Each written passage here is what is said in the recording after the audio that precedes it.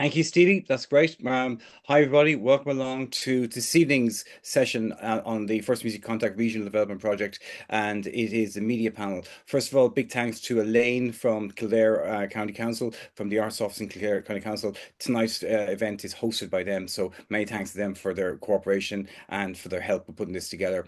As you know, as most of you know, we're like this is a kind of a 2 week process. This is the second week of it.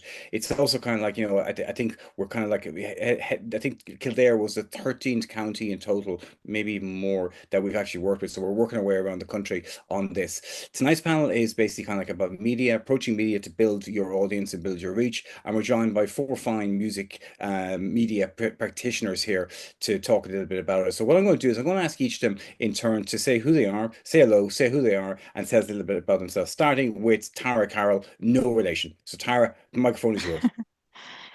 Thanks, Jim. So yeah, I'm Tara. I'm part of the Genuine Irish team, and we essentially run an Instagram page that highlights music in Ireland. We do music interviews, we promote gigs, we curate a new Irish music playlist. Um, how I got into it, I suppose we've always had a love for music, particularly music in Ireland. And we noticed that there was a lot of great talent that kind of needed to be a bit highlighted a little bit more, a bit more visibility, like just felt like it was kind of undervalued. Um, so yeah, we built a space where we could do that, and that's kind of where we're at now with it. Okay. What were you doing before? What else did you do? And how did you like were you writing about music, or were you kind of covering music elsewhere before Junior and Irish Music started? No, not at all. We wouldn't be traditional kind of like journalists or promoters or anything like that. Um, I would have played a lot of music myself and kind of been in the scene a bit a couple of years ago. So I'd have that kind of background in it. But other than that, it was just more from a place of love, I suppose, and wanting to highlight it as much as we possibly could, our end of things. Excellent. Who else is involved besides yourself in the project? So it's just myself and my partner Anna. We're the team, it's a team of two. So we kind of juggle everything together. I would do, say, the camera work, the editing, and she would be on the interview side of things, and she kind of would go through, say, any submissions that would come through the playlist and things like that. Okay, excellent stuff. Listen, appreciate you coming along, Stephen, and joining us as well. So welcome on board, Tara. So before I introduce the next person, just I suppose some housekeeping things I forgot to say. We'll probably talk for about 40, 45 minutes. So if you have any questions to the panelists, please hold on to them until we're finished, or else just put them in the chat field. And then the second hour tonight, I'll be talking to Elaine from Kildare County Council about the various kind of like funding opportunities that are available from there, about some of the stuff they've done before, and we'll also be getting some kind of like feedback from yourselves, the participants, about what else you'd like to see in terms of kind of like supports, both financial and otherwise, from Kildare County Council. So that's the first panelist introduced. Second panelist, Natalie. Hello, how are you? Do you want to tell us a bit about yourself, what you do, and how you've ended up in this call? Yeah, my name is Natalie Schaefer. I'm a publicist based in New York City. I'm originally from Southern California. I work at a PR firm called Big Picture Media. We mostly focus on music, but we also do food events, films, books. I got my start because, same way as Tara, I just loved music, and I Googled where my favorite band, what their record label was. It ended up being Hopeless Records. I applied to be an intern. I got the gig. They hired me 2 weeks out of college. So I was in-house with Hopeless Records for 3 years and then went to Big Picture Media. During COVID, we lost our office and I started spending time in Europe to see, working from there and to see what the music scene was like in Ireland and Italy, and walked into Angela's office, kind of cold case, like knocked on the door. She introduced me to Ireland Music Week. I've now been going for the past 2 years. I've made a bunch of friends. We represent the Irish artists at South by for the past couple of years. So I just have a huge passion for international bands and trying to gain them traction here in the States. Okay, has that got easier or more difficult in the last 18 months? Easier. I would say there's so much good music coming out of it. Please, organizations like First Music Contact and Ireland Music Week are really showcasing this talent. I think it's so cool that the country gives so much to their artists, and I'm trying to tell people about that as well here in the States, that like it's so great that the country really champions their artists. We do not have that here, and it's a shame. Okay, right. And so then in terms of acts you've kind of worked with, you said like you've worked with the Irish acts to go to South Southwest, Natalie. Have you worked with other Irish acts then on the back of South Southwest? And like, I mean, have you done individual projects with any Irish acts? Nothing is coming to mind now. I know we have represented some bands that are from Ireland, and which I can go back and see, but that's mostly what we do, is kind of like just help all the bands. Although I have become friends with some of the bands who I've seen, Peer Pleasure being one of them, if anyone's heard of them. And they keep me updated, and so if they ever want to do a PR campaign, I'll probably like help them here in the States. But it's been a great way to connect with Irish bands that way. Excellent. Well, listen, we really appreciate you coming along, Stephen. So welcome on board, Natalie. Yeah. Lana, you're next. So tell us a little bit about yourself and how you ended up working with where you work. Yeah, so I am head of content at Southwind Blows, working primarily on other voices. I joined the company peak COVID, October 2020, as head of digital. And then in the past couple of years, started working across the booking for Dingle in the church. Hopefully most people here might be familiar with Other Voices, but it's a television show. We also do a lot of live streams, 24th, going into our 24th series now. So we've been running a long time here in Ireland. So yeah, I work across all the digital stuff and then on the programming team with Molly and Juno. Before that, I kind of always hoped to get into music like the other, like Tara and Natalie, just crazy about music, but it took a while to kind of get there, working in more corporate side of things, but always, freelancing or trying to do bits and pieces of writing or whatever it was. And then eventually I was working with Saint Sister on some of their social media.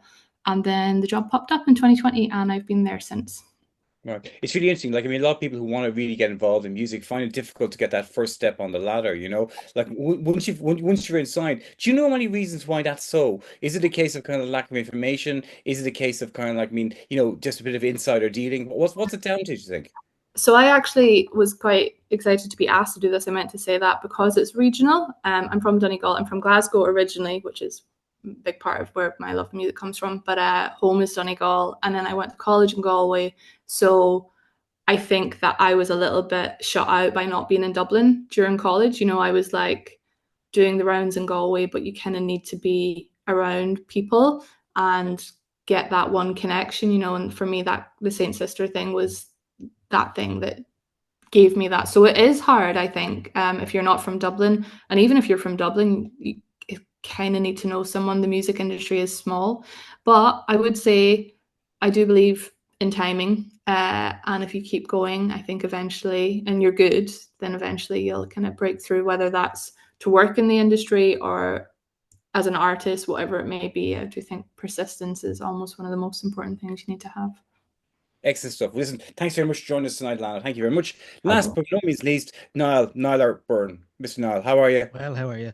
Good, thanks. Yeah, so I am Niall Byrne, aka Nialler9. I've been doing running the Nialler9 platform, which is a website-based new music site for 20 years this year. So a long 20 years. Time. 20 years November. Yeah.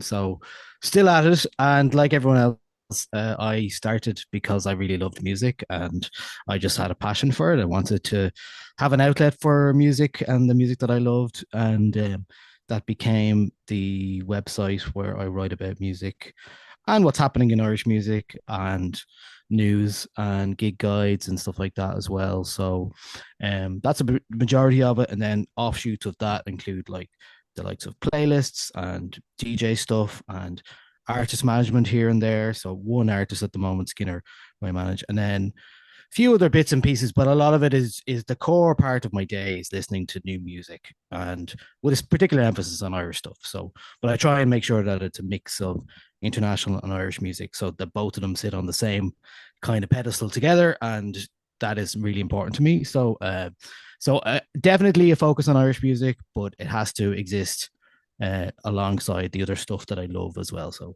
that's the core part of the site, is me writing about the music that I love. Sometimes there are people work with me, sometimes there aren't. I currently work out of my office in my spare room. So yeah, it's very much a DIY endeavor. So yeah, but you know, there's always music to listen to. There's always something. There's always something you haven't heard, and that Yeah. sometimes is stressful, but also very rewarding when you hear something you love. Yeah. Like over the years now, I mean, you did music stuff for the Irish Times and Irish Independent. When Day and Night was going, when the ticket was Yeah, properly, you did stuff there. Those did you get a feeling then that kind of like, I mean, like those days of like major music coverage in those mainstream titles is over, especially in Ireland. Do you get the feeling that like those absolutely. titles aren't Yeah, interesting anymore? yeah, absolutely. I mean, I've heard that directly from editors as well. They're less interested in new music and more interested in the heritage arcs, and it's kind of going after the audience who already have, than kind of bring in new people. And writing about new music is definitely has been a big casualty of that. And I guess the way things move so fast now, with even if you're not paying attention to TikTok, you can easily miss the hot new artist that's coming out or whatever, and the artists suddenly go viral, because things used to be much slower, and now it's, first of all, it's overwhelming, the amount of Irish artists alone who are releasing music, and so I can't get to them all anymore. And then secondly, just how quickly they can blow up without you even knowing about it, without even going through like the regular media route that most people would be aware of. We can talk about a couple of examples of that. Actually, Donegal signed Crush's Motors is a good example, like a guy who just, young lad running, operating out of his bedroom, just releasing stuff, going crazy, like getting crazy numbers online and in America especially, but like no one really knew who he was here. So those kind of things happen fairly regularly. I guess it's the excitement of it all. It's like you're trying to pay attention, but you're always going to miss something. You're always going to miss what's happening somewhere. So that keeps you on your toes. Yeah, let's take that as a kind of starting point then, and question, and moving on from now to Tara. That idea about like the different ways of kind of finding out about music right now. Is it a case that especially when it comes to kind of genuine Irish music, that you need to in some ways have a very very strong focus in what your core thing is all about, and basically kind of like realize that there will be stuff you miss, both stuff you miss that there will be stuff you miss that you may like and may come back to at a later stage. Do you find as well that, as Niall was just kind of saying, that the sheer volume of music sometimes is quite overwhelming, and it's something that acts need to be aware of, that they're one of many, as opposed to kind of like pestering someone all the time? Yeah, like I do think, like Niall was saying there definitely is a lot more music, but I do think that that might come down to the fact that we have so much more visibility just with social media in general. Like you can see what everyone is posting all the time. So I'd find a lot of music through that, and then just through the submissions themselves. I think your second question there was if they can kind of stand out. Is that what you were Yeah, saying? yeah. Yeah. Um, yeah, like I can see how that would be, something that people would really think about. But I think like the only kind of piece of advice that I could kind of give to people is not to focus on that, because there's always going to be other people, and how many there is, it doesn't really matter once you're kind of focusing on your own thing. And once you're kind of getting it to the places that you want it to be, for example, if you were submitting it to us or to Niall or, whoever it might be, to try get that extra bit of promotion on your end. But I don't think you should focus on how many you're trying to stand out. I think you should just kind of do your own thing and go with it. Okay, Natalie, have you noticed kind of like a shift as well away from kind of trying to get stuff into kind of like traditional outlets, because they're kind of going and not there anymore, and like a move towards social, but that also kind of brings some pitfalls as well. So give us the view from your side of the desk, from the PR side of the desk. Yeah, I luckily have been doing this for so long that I do feel like I do have good relationships with a lot of the publications that are still around. Unfortunately, instead of a team of 12, it's now a team of one or two. I know they are getting inundated with emails every single day. Um, with a lot of these publications folding, I will say a lot of great ones are popping up that are ran by writers who are just very passionate about music. So while they might not have a million subscriber reach, they've got a pretty good following. And I think the write-ups are much more passionate. Bands are getting pull quotes instead of just saying like, XYZ dropped a new song today and just posting. I obviously am now looking into people who review music on TikTok and YouTube, and I've been, just following creators in that space and kind of pitching that way as well. So yeah, it's a lot of other things are popping up, like zines, like DIY blogs. So that's how I kind of keep up. Right. So then turning to you, Lan. I mean, Other Voices is a TV show primarily. I mean, it's also obviously a festival which happens in Dingle, in Cardigan, and elsewhere as well. But in terms of its media output, there's a TV show which is broadcast on RTE at like 6 o'clock in the morning, whatever, some stupid o'clock, right? So basically, like from your point of view, then with kind of like Other Voices and with the media side of things, how do you think kind of like are bands looking at Other Voices thinking like this is a TV slot, this is something I can kind of add to my CV in terms of a TV appearance, or is it something else? I think it's a bucket list for a lot of Irish artists just through sheer legacy. And I think that the production values of Other Voices does set it apart from a lot of the other kind of television opportunities out there in Ireland, from my experience. It's usually Other Voices here, and then Jules Holland in the UK is the two kind of goals for people.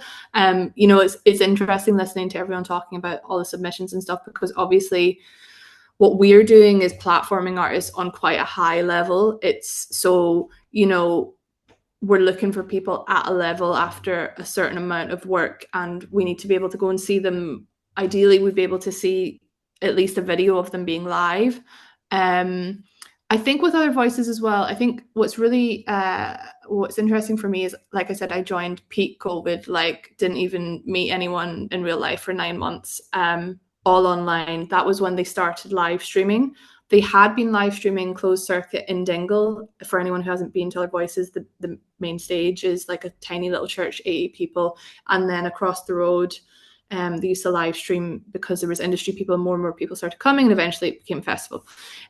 So they had a bit of experience. But what I think is amazing about that is that there's an instantaneousness to it. You get a full 30 minutes of a set broadcast where it might have only been 1, 2, 3 songs probably max for most artists, which doesn't come out for months later. And now you can see it in real time as it happens.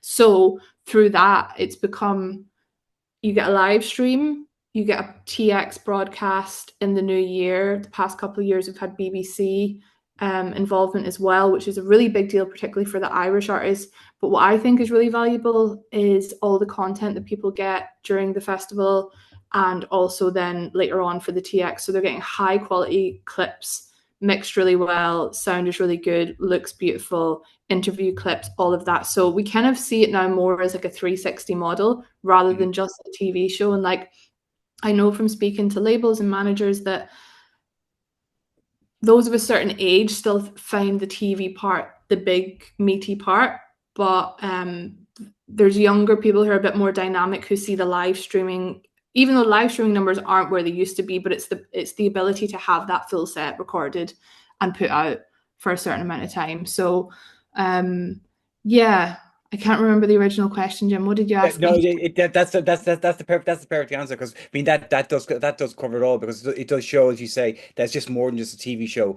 They're getting also kind of live show. They're also getting the streaming. They're also getting kind of the bucket list ticking off as well, which is probably important. Yeah, I mean, we just did a project with Lucy Dacus, which there's one track out of. We have some other stuff which will hopefully be put out at some point. And, you know, they could have gone and recorded a music video with Hosier separately, but they wanted to work with us because the management admired Other Voices and wanted. So there's a brand association thing as well, you know. So there's a few things going on, and I think it's just through 25 years of doing it. We do it pretty good now. So yeah, we're very lucky to have so many artists who want to do it. But you know, it's the same thing as Nyler said, it's that balance. And I think that's what has actually helped Other Voices endure, is the balance of new Irish artists and then bigger names, because ultimately we're making a TV show, so there needs to be some level. But you know, we have a smaller venue, which is the Emerald Room, where you can kind of channel artists who are maybe not quite at church level, and some people graduate from there. Like you said, there's a festival and music trail around pretty much all the Irish artists who've played the church have played there at some on the music trail. Fontaines, Dermot Kennedy famously played to 6 people in Kennedy's one year. CMAT's done it, Pillow Queens, people kind of, and I think that's the thing with other voices. When people reach out, the timing needs to be right. Yeah. You can do it. You can ask to do it too soon, then it won't make sense. Whereas, like in the past, like Morgana just did it, the church this year, and she did the music trail and did an incredible set there the year before, and it was the talk of the town. The year before it was Gurriers. So there's always someone who kind of makes that jump. So yeah, it is a bit of a graduating process. Obviously, there's some wild cards that you put in straight away. Sprints are another example of someone who kind of graduated through. But yeah, that's how we kind of attack it. Okay, so that's kind of like being the view from the church with our voices. Let's go back a couple of steps in. Let's go back to kind of like being the very start. And this is a question for Tara. In terms of bands who are approaching you, and like, I mean, what's the best way to approach you, and what actually works? And we leave aside the fact that kind of like the music has to be bloody good, and music has to be something that's going to make you want to, like, I mean, talk about it and kind of contact the act. But how are acts approaching you, and what do you find works? At the moment, most people come through our email address, which is perfect. That's what we like. That's what we want. The odd time we'll get like a message on Instagram, which is fine, but it tends to get lost just because there's a lot of other stuff going on there. So yeah, for us, it would be go through the email, have the music, have a picture, and if you have a video, that's like 5 stars. But yeah, that's pretty much it. Okay, so that's what you're after. No, like, I mean, you also want people to go through email as well, right? You're on mute now. Yes. Yeah, exactly the same thing. Instagram is a terrible place to be contacted anyone because it'll disappear immediately. Obviously, if you tag anyone, it disappears in the messages. And yeah, always I have an autoresponder that I don't send to everyone, but I will because it depends on who's asking. But I with a list of email addresses that people can get to me on different, and I have a separate Irish music at 909.com address for people from Ireland who are contacting me because I've been doing it for so long. Essentially, I get about 150, 200 emails from Irish artists alone a week, and then there's the years of PR emails and stuff, which is all separate, gig stuff, all that stuff. So we try and silo them off into different places so I can manage them and also like process them in some way. So yeah, but email is definitely the only way to do it. And okay, so of that 150 to 200 emails you get a week now from Irish acts, how many of them are brand new Irish acts, you think? How many brand new Irish acts? I'd say 90% of them are nearly. I think it's a lot. There's a lot of new stuff constantly coming through, new artists constantly coming through.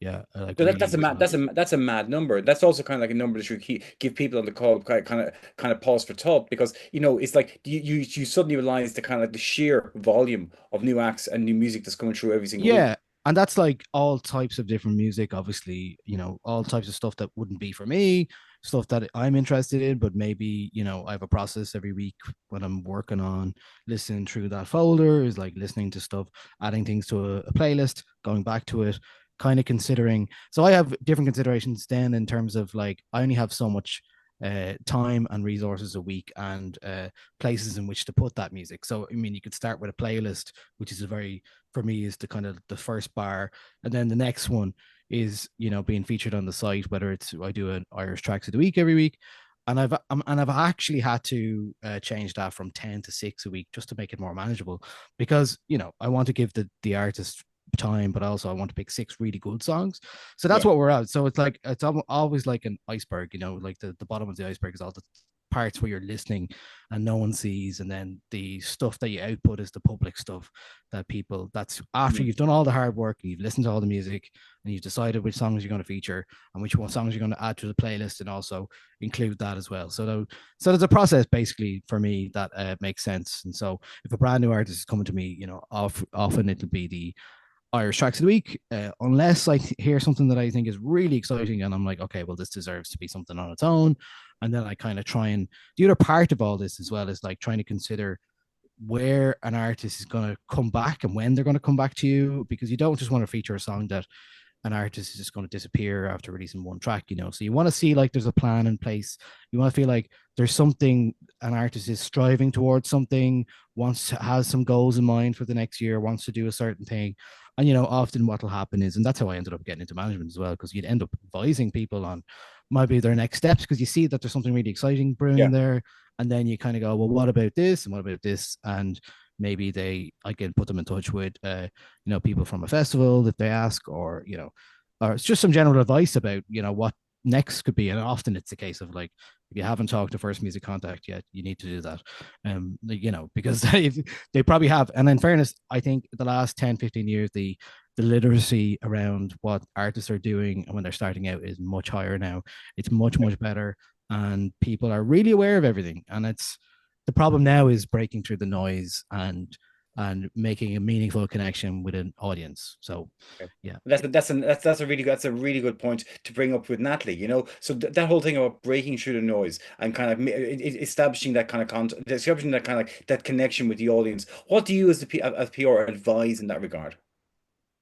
Um, it's always a different time. Like, yes, of course, the music has to be good, but press is not cheap, and I know that we work with a lot of indie artists who they need to be wise about where they do their spend. So I'm always someone who advises if they're seeing traction organically, if writers are reaching out to be like, I heard this and I like it and they want to write about it, or if they're like finding Spotify placement or things like that, if they've got a little buzz going on their own, then I think it's a good time to bring in a publicist that can really amplify that for them. Okay, and like in terms of kind of like, how you would advise them at the start, is it the case that an awful lot of acts really should be doing a lot of the work themselves to begin with, and is that something that you kind of find attractive? Is that something that would kind of like would make it you more willing to work with an act if you see they're already doing the work themselves because the work ethic there?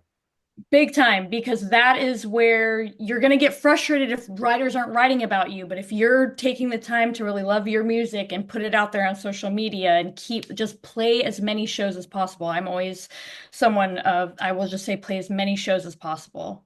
And then come get PR. So, like I said, so playing live then brings in Lana, and like brings in other voices, and kind of like what you were talking about earlier on, Lana, about the progression that's involved in moving from the music trail up to kind of like up to the Emma room, up to the church. When yourself and Juno and Molly are kind of like talking about programming, are there certain things you're looking for? Are there certain things you're kind of going like, no? Is there kind of things full well, this just won't work for the voices, or is there always kind of room for like the oddity, the odd one, the one you don't expect may work? Yeah, I think we're really like intentionally being open at the moment. We were talking to a label the other day, went through some artists, and then we're like, tell us everything. And they're like, oh, are you open to pop music? We're like, yeah, of course. Like, Sigrid was one of the biggest moments we've had over the past couple of years. I think she's played for us 3 times now, which often happens when people come, they want to come back, which we try to avoid too often as well, because there's only, 12 spots a year in the church in Dingle. So, you have to be mindful who goes in there.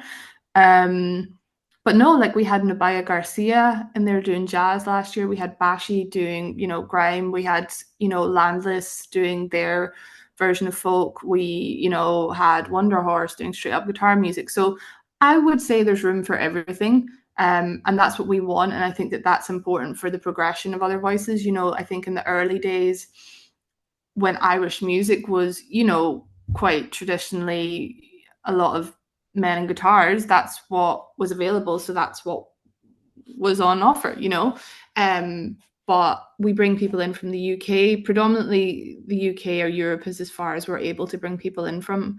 I know when Aoife, the previous booker, left, her swan song was bringing the joy over from South Africa, but we haven't had any kind of questions like that. They're another good example of a totally different type of artist. So yeah, we're really open for everyone, and we want to do more diverse lineups each year. It's important.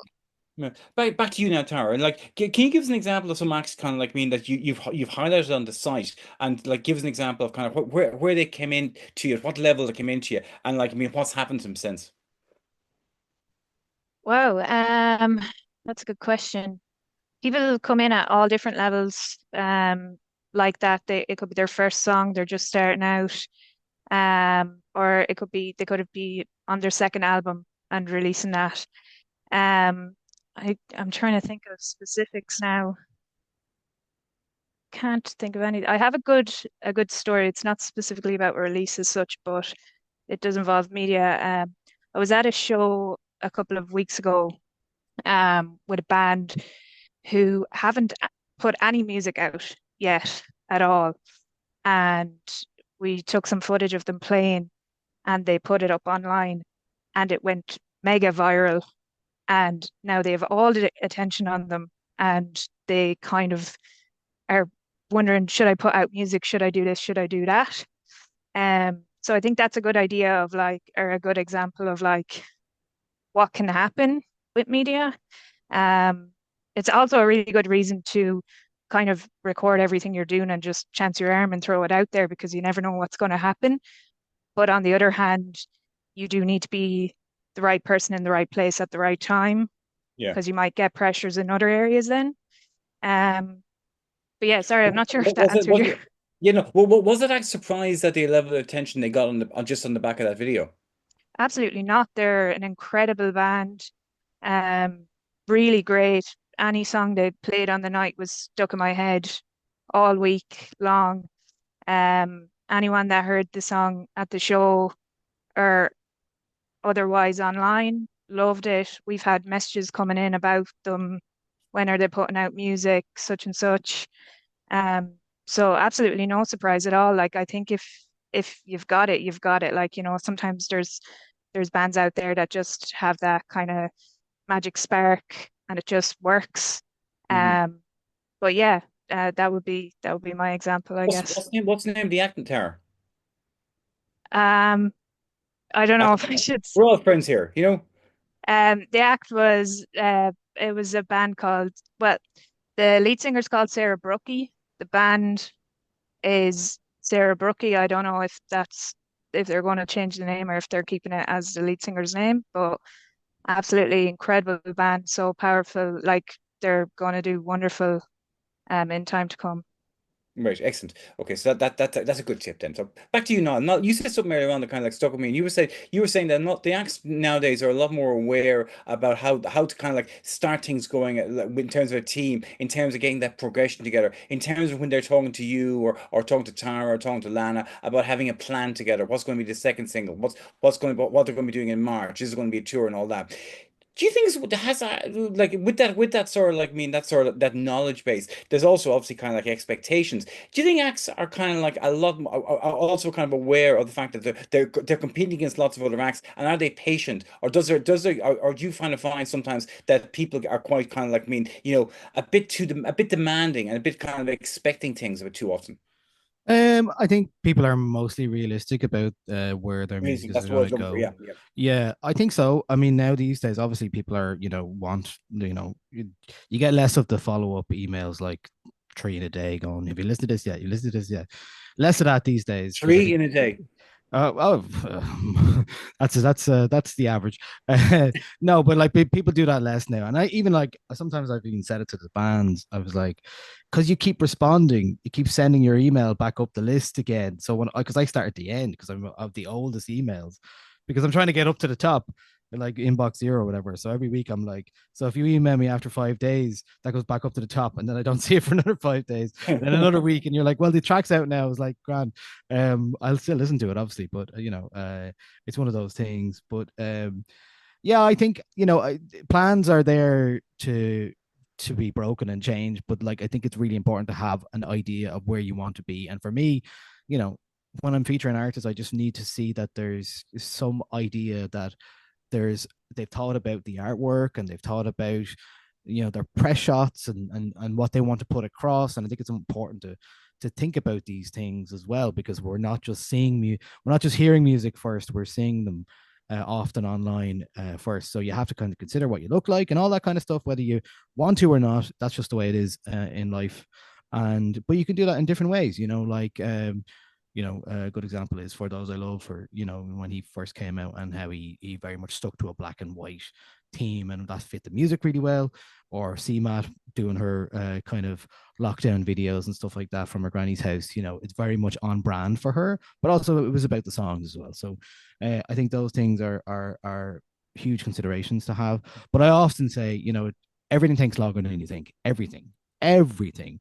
There's no such thing as an overnight success story at all, really, because everyone has been plugging away on something. So I think the realistic expectations have to be, and also how the industry works. If you get to be aware that if you want to play this festival, you probably have to have an album out. You probably have to be considered or do something on a certain level before promoters and bookers might consider you for certain stages and stuff like that as well. So these are all things you learn obviously as you go along, and kind of realize, okay, well, maybe my music doesn't fit that kind of festival, but maybe it'll fit this.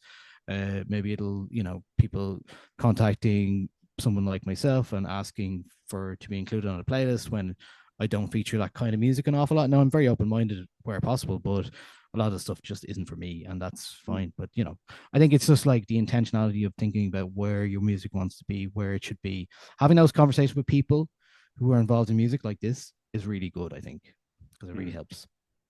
Oh, I was also just kind of realized you're the Kildare man on the panel as well, and this being kind of host back there. One question for you: what kind of music don't you want to hear about? I don't like. It's not that I don't want to hear anything in particular. I generally don't vibe much with metal music. An example, like a heavy, really heavy stuff. That's generally not my vibe.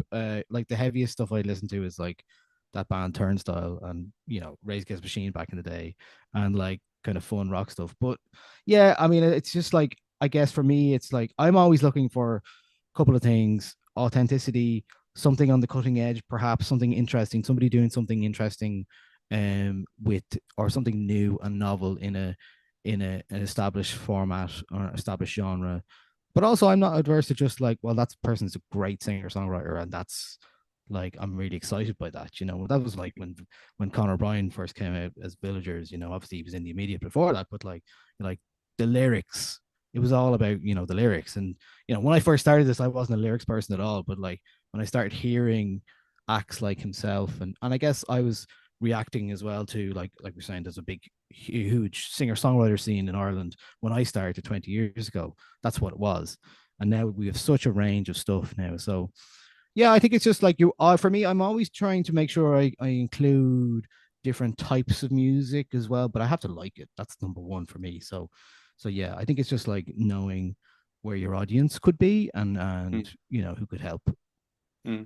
Great. So switching to you, Natalie, in terms of kind of like that the PR side again, like when you're talking to a new act about kind of like getting press, getting media attention, what are the things you tell them to think about? What are the kind of like the guide ropes you have in terms of this is stuff you need to kind of think about? These are kind of questions you need to be able to answer about the band.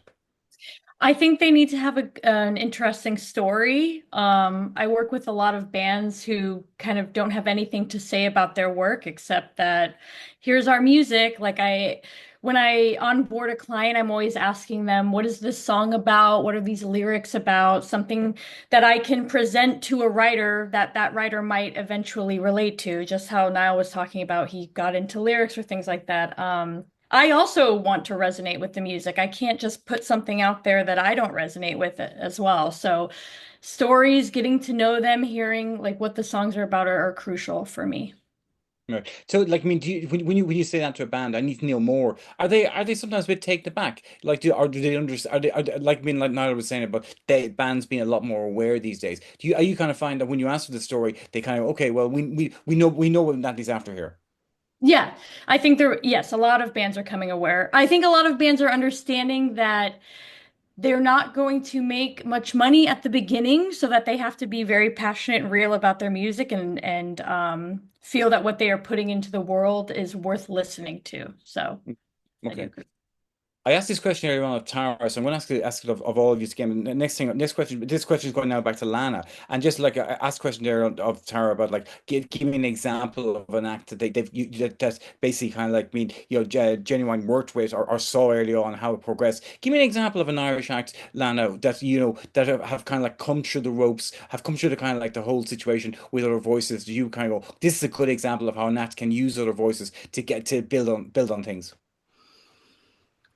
To use other voices. I'm trying to think. Would that be Morgana or would it be someone else? Morgana, but I think that yes, Morgana's a new artist, but we were also familiar with her from her work with Saint Sister. So I'm trying to think of maybe I'd say maybe Gurriers might be a really good example. Like they came and they played 3 years ago, and I was in the Dingle Inn on the Sunday night at midnight, and they just played like the most incredible show. Like it was wild.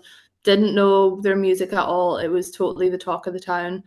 Um, then they came back and did the church straight away the next year, so that was quite a big jump. But what was also interesting about that is that the lovely Caroline, who produces Jules Holland, was also there. So they were on Jules Holland last year, and she saw them in Dingle. So I think it's not just the TV stuff. We actually do have quite a lot of industry coming now, and you don't know who's going to be in the crowd for your gigs.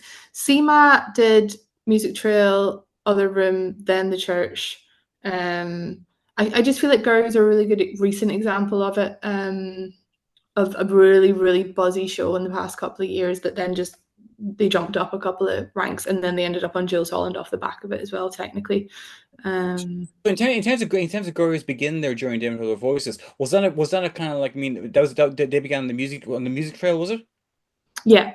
So who booked that, and how did they get on his or her radar? Yeah, so that would be Gareth. All credit to Gareth. Like I said, most Gareth artists, Stewart, right? yeah, Gareth Stewart from Derry, who was also running Keltronic until recently. It's just finished after 25 years as well. Amazing, like raver originally from Derry, who just can like book 100 bands in 10 minutes, and it's always an amazing lineup. Like all credit to him, everything flows through him, really.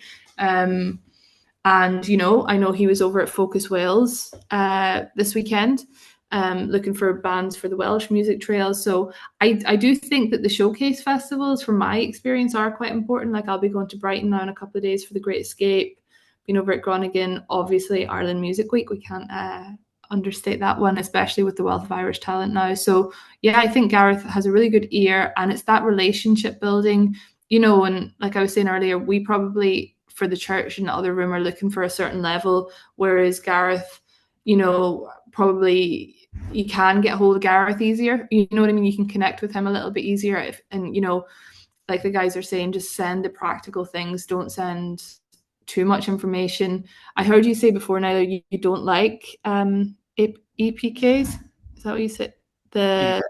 Yeah, I kind of like them. I think from my digital background, I like to see, everything in one go. But I guess as long as the key information is in the email. Yeah, I think that's the point for me, is like, as long as it's not it's only in this PDF that's been arbitrarily designed, and you can't find the link because you have to go to the 6th page, and it says listen on SoundCloud in this tiny little font. You're like, I found it eventually. Yeah. It has to be easy. No matter who you're pitching to or what you're pitching, the music has to be good, and you have to be able to listen to it or connect with it straight away. And you also have to be able to contact the band straight away as well, and that doesn't mean an email address, lads. That means a mobile phone number. Like, get a burner phone. Give the most sensible member of the band that phone, and make sure him or her will answer the extra phone when it rings, or reply to texts. That's one thing from a media point of view. Just make sure you've got a contact number. Yeah. Same question then to you, Niall. Like, about, like, I mean, like, just gives an example of an act you've seen who've got their shit together, and you kind of saw them kind of been building and increasing their reach, increasing their audience via interesting media stuff they did. Yeah, I mean, I mentioned Seaman already. That's the obvious example, obviously, because of how she started out. I had featured her music when she was part of a duo called The Bad Sea, and I liked it. But then when it became the Seaman thing, so that was obviously during lockdown. So I asked Seaman to do one of the live kind of streams we were doing at the time, because obviously we were talking about this last night.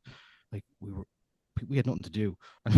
So I'm asking people like Gemma Dunleavy and Seema to do these like live streams on your Instagram, just because you're like, God, we needed this really badly. And like the Seema one was hilarious as well. It was just like I said, she was in her granny's house and performing, and it was just like, oh my God, there's such good songs here, no matter how they're presented, because she already has like amped up this when she went from the band to the solo project. There was a real sense of yeah, she was adding this campness to it, but also the lyrics were really just like representing herself and this unique personality, which the previous band wasn't. It was kind of like trying to be this veneer of like indie pop band duo thing.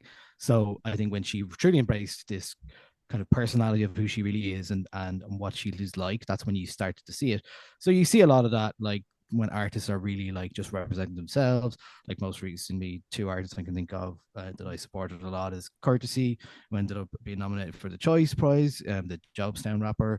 He's like really great at what he does. He's only been doing it for 3 or 4 years.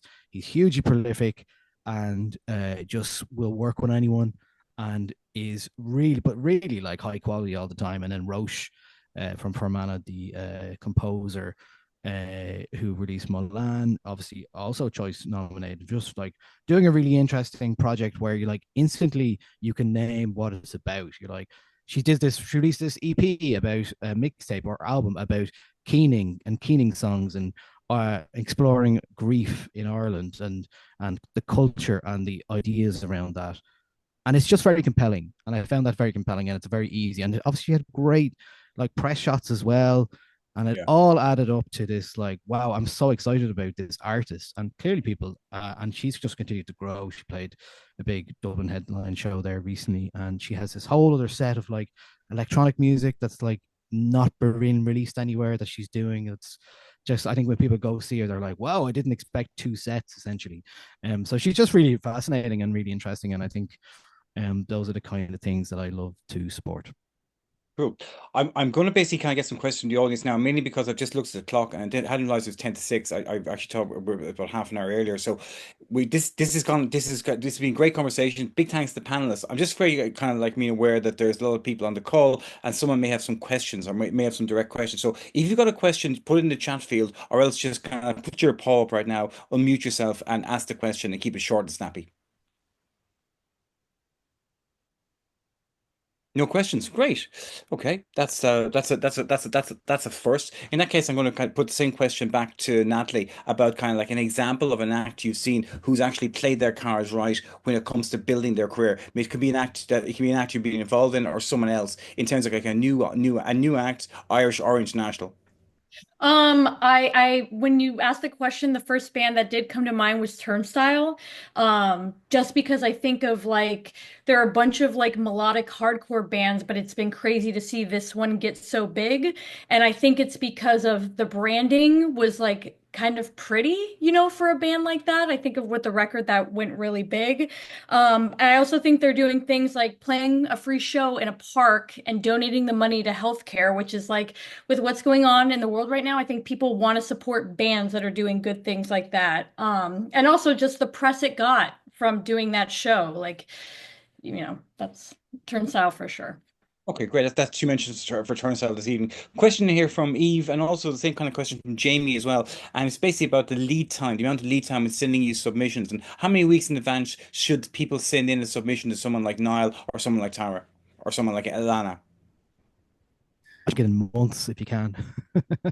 I Clearly it's know, possible. but like a month out is perfect for me. Something like that is a good amount of time to give, because like in the practicality of how things exist, and how things work is like often I'll be struggling to catch up with the emails and then like not to say you can't do anything after the song's been released, but it's also good to know, say if you do an album roundup that there's an album coming up so you can make a note of it, all those kind of things. Any advance warning is always good. 6 weeks is perfect. 4 weeks is great. 1 week not ideal, basically.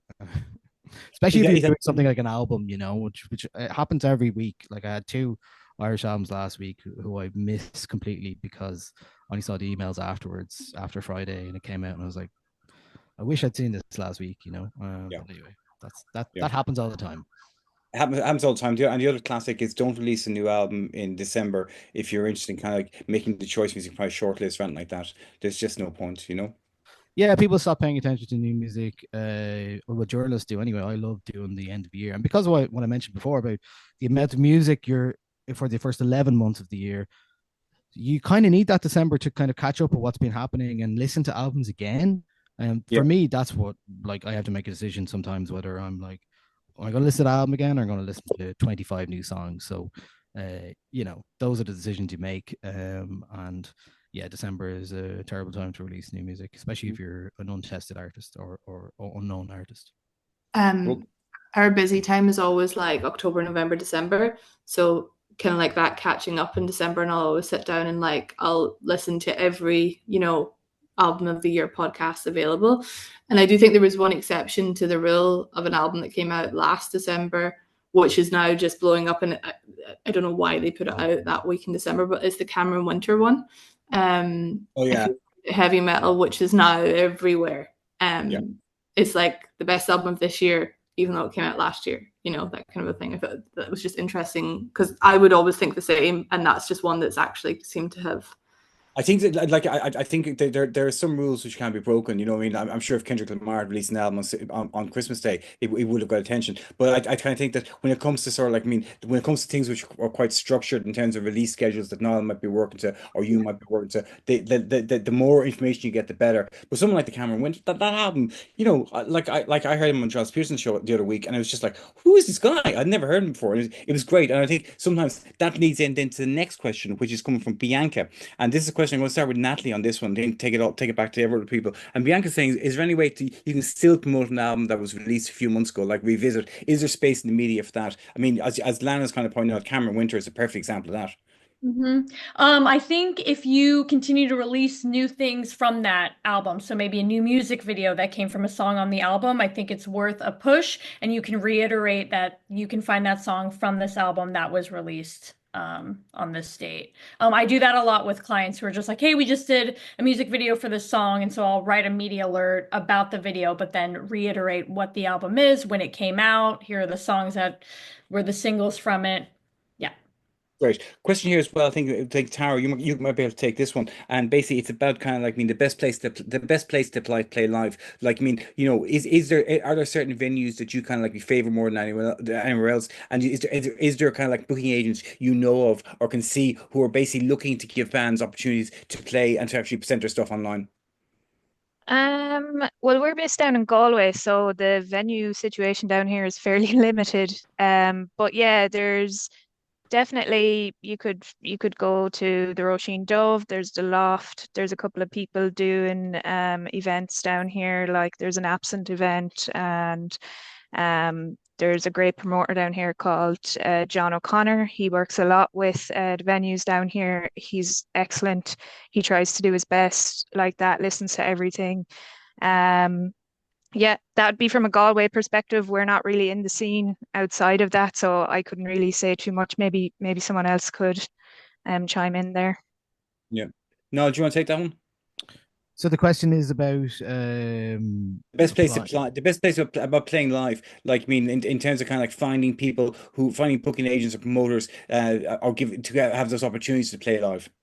Yeah, I guess I mean support acts, sports slots are a good way of looking at those things. I think I remember talking to an artist a number of years ago who was doing a lot of like open mic stuff, and just was like, I don't really know what I'm doing with this. It's been fine. It was like, well, you just need to get out of your comfort zone maybe and start to see if you can support some different acts, different venues, play some different venues.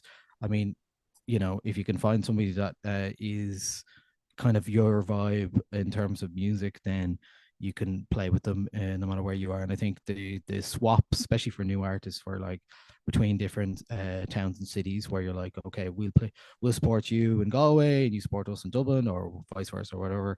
Also, like putting on gigs yourself and creating little scenes. Like Kildare is a great example. Like I'm from Newbridge originally. Like it's traditionally struggled to have a place for brand new music and a brand new artist to play. And so a lot of the people down there just end up putting on house shows and stuff like that themselves because there's been nowhere else to do it. And, that's, one way of doing it. And I think people really want to see communities develop. And the way to do that is to bring acts together and build those communities yourself. And I think when you do that, you start to attract what people like booking agents and people like that who are like, oh, there's something going on here, and it's a press will obviously be interested if there's a scene. I think when a bunch of acts come from the same place together, all of a sudden there's always a big focus and interest in that and why that happens, and it does help everybody, I think, who's from that area. Excellent stuff. Okay, that's great. Thank you very much to our four panelists. Thanks very much to Natalie. Thanks very much to Niall. Thanks very much to Lana. Thanks very much to Tara. Really appreciate that. That's great. We're bang on time. Thank you all for your questions as well. And basically, that's great. So we're